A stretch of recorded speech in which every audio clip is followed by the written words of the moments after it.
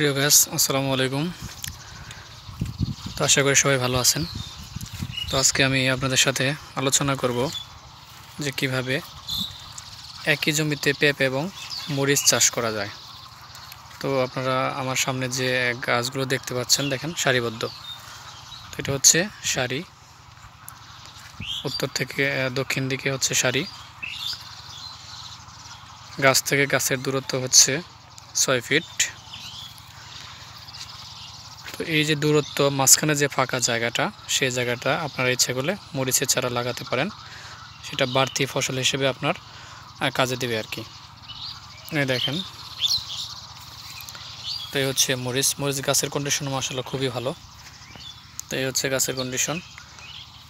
তো আপনারা ইচ্ছা করলে এভাবে পেঁপের চারার ভেতরে মরিচ লাগাতে পারেন। সেক্ষেত্রে অবশ্যই আপনাকে লাগাতে হবে বিটের মাঝখান দিয়ে। পেঁপে গাছের যে বিট রয়েছে সেই বিটের মাঝখান দিয়ে মরিচের চারা লাগাতে হবে। এবং এখানে যে দূরত্বটা রয়েছে, মানে চারা থেকে চারার যে দূরত্ব 6 ফিট, সেই 6 ফিটের মাঝামাঝিতে আপনি মরিচের চারা যদি করেন তাহলে লাগাতে হবে দুটো, সর্বোচ্চ 2 থেকে 3টে চারা লাগাতে পারবেন। তাহলে আলো বাতাসটা বেশি পাবে এবং চারাগুলো সুস্থ সুন্দর থাকবে।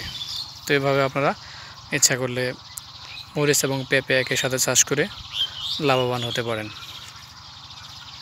তো গাছগুলো দেখেন অনেক সুন্দর।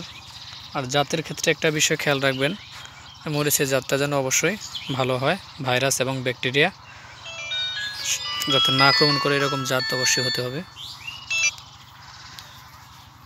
এই জাতটা আপনারা ইচ্ছা করলে চাষ করতে পারেন।